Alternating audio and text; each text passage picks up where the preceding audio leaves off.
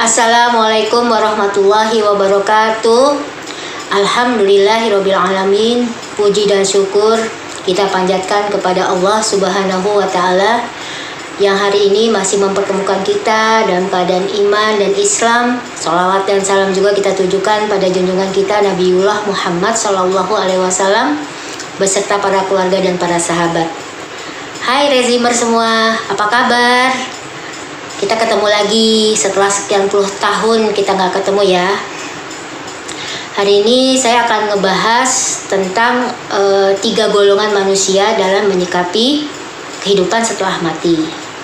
Nah, materi ini sebenarnya saya ambil dari sebuah buku karangan Umar Mikta yang judulnya adalah The Day After You Die.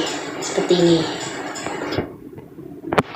Oke, sebenarnya kenapa saya ambil, karena ini sebenarnya yang pertama untuk mengingatkan saya sendiri. Di sini ada satu kalimat yang menarik.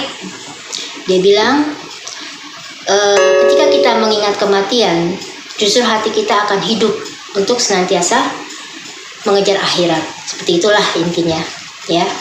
Jadi di dalam buku ini dikatakan ada 3 golongan manusia. Yang pertama adalah mereka yang tidak mempercayai hari akhir.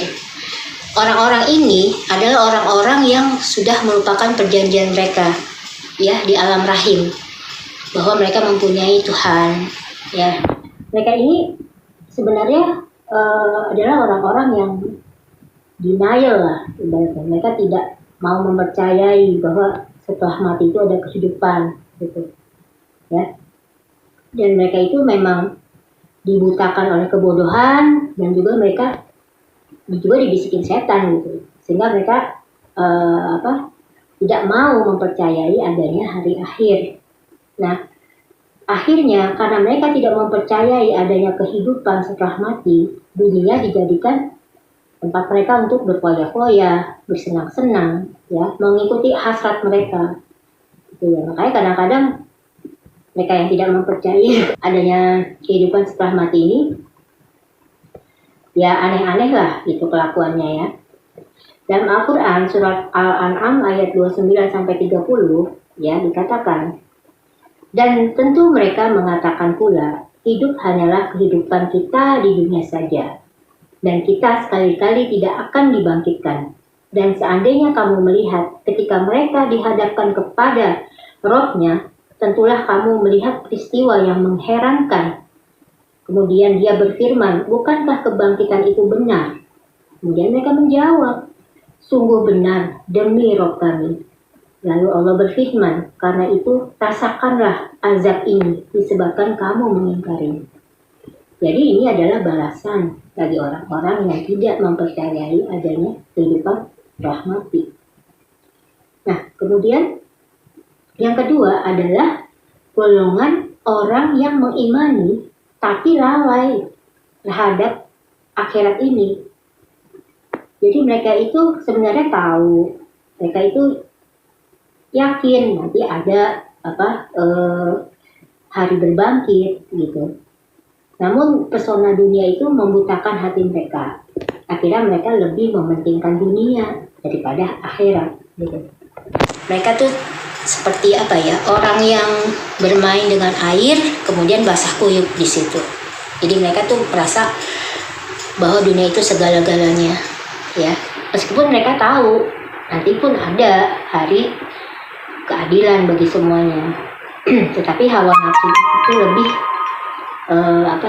lebih dominan di dalam hati mereka. Akhirnya berantakanlah semua persiapan kematiannya karena mereka sibuk mengejar dunia. Di sini ada suratnya, di surat An-Nazi'at ayat 37-39 yang artinya adalah, maka adapun orang yang melampaui batas dan lebih mengutamakan kehidupan dunia, maka sesungguhnya nerakalah tempat tinggalnya. Nah, jadi seperti itu. Ya, jadi jangan heran ya kalau sekarang kita banyak sekali melihat orang-orang yang meskipun mereka mengerjakan kebaikan tapi juga mengerjakan keburukan, tetap mengerjakan maksiat. Ya karena begitu, mereka yakin ada akhirat, tapi hawa nafsunya tuh lebih menguasai dirinya. gitu ya. Misalnya pagi-pagi dia maksiat, nanti malamnya dia tetap sholat misalnya. Banyak yang seperti ini. Ya sedih dan miris sih sebenarnya gitu. Ibarat kata mereka tuh merasa bahwa ini lebih baik daripada mereka tidak mengerjakan kebaikan sama sekali gitu ya. Tapi kadang-kadang tingkat kemaksiatannya itu Masya Allah luar biasa gitu kan. Misalnya yang sebenarnya dia tuh laki-laki tapi berpenampilan perempuan, tapi ketika sholat Jumat tetap sholat gitu. Kadang-kadang aneh gitu ngeliatnya. Itu misalnya contoh ya, masih banyak lagi contoh-contoh lain. Kemudian yang ketiga, golongan yang ketiga adalah golongan orang-orang yang mengimani dengan sepenuh hati. Nah, mereka ini adalah orang-orang yang pelita hatinya itu memang akhirat. Apa-apa tuh mereka mikirnya akhirat. Gitu. Ketika mereka melakukan sesuatu juga mikirnya tuh apakah ini bermanfaat untuk akhirat dia. Senantiasa mereka itu mengejar ya investasinya untuk akhirat. Nah, inilah orang-orang yang sangat yakin gitu bahwa perjalanan hidup mereka itu di sini di dunia ini adalah mengumpulkan modal investasi untuk akhiratnya. Nah, mereka itu adalah zuhud ya. Hati mereka zuhud. Senantiasa fokus terhadap urusan akhirat. Dan senang ketika dimudahkan untuk melakukan kebaikan dan bersedih ketika menyadari bahwa dirinya masih berbuat maksiat. Nah, itulah ya salah satu ciri-ciri orang yang mengimani akhirat. Bagaimana hatinya itu lebih dominannya itu ke akhirat. Di sini ada suratnya itu surat Al-Baqarah ayat 245 yang artinya barang siapa meminjami Allah dengan pinjaman yang baik, maka Allah akan melipat gandakan ganti kepadanya dengan banyak. Dan Allah menahan dan melampaukan rezeki dan kepadanya lah kamu dikembalikan ya. Itu tadi surat Al-Baqarah 245. Demikianlah teman-teman semua materi yang sangat sederhana, semoga menjadi pengingat kita ya kan. Karena kita berharap bahwa kita ini ada di golongan yang ketiga. Ya kalau nauzubillah lah kalau golongan yang pertama.